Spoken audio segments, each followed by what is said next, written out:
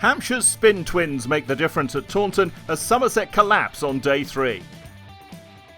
30 wickets had fallen on the first 2 days at Taunton as Somerset took a first innings lead of just 35 runs on day 2 before Hampshire was swept away by teenage spinner Dom Bess. A good fight back by the tailenders helped Hampshire reach 293, setting the home side 259 to win, and Somerset had reached 39 without loss at stumps. More of the same required on day 3 to knock off the 220 still required, but having reached 34, Marcus Trescothick edged Dawson behind, and Hampshire had their first wicket. It was slow progress for the home side, and not long before they'd lost another. Abel's generally poor run continued as he became another victim for Dawson, bowled for 5. At 70 for 2, there was just a hint of a wobble from the home side, which gathered momentum very soon after when Hildreth was bowled by leg spinner Mason Crane for just 2.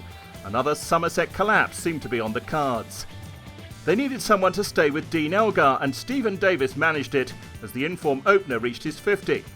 But as soon as Somerset's total reached 3 figures, Davis was gone. Dawson's third wicket of the morning, LBW for 5, and it was 100 for 4. It was clear that this game was heading to a very tight conclusion on this bowler-friendly pitch, and before lunch the pendulum had definitely swung Hampshire's way. A mix-up with Elgar saw Peter Trago run out for 5, with 146 still needed. And a truly bizarre dismissal left Somerset in real trouble. Crane bowling a long hop which somehow yorked Elgar on the second bounce. The bowler looked embarrassed, but Somerset's big hope was gone for 60, and the home side were 118 for 6. They'd edged to 129 for 6 at lunch, which meant 130 more runs were required with just 4 wickets remaining. Craig Overton and Lewis Gregory had chipped away another 17 from that target amid the building tension at Taunton when Crane struck again, finding Overton's edge with James Vince taking a low catch at slip. Overton seemingly not convinced it had carried. That was a huge wicket, and it might have been followed by another, Crane inducing another edge, this time from Gregory, but Vince couldn't hold on. And having tried the cautious approach, Somerset decided to go on the attack, with Jack Leach leading the way. He clubbed a delivery from Dawson into the pavilion as the runs required dipped below 100. But just 1 run later, Crane trapped Leach in his crease and in front, LBW for 7, and Hampshire were 2 wickets away from victory.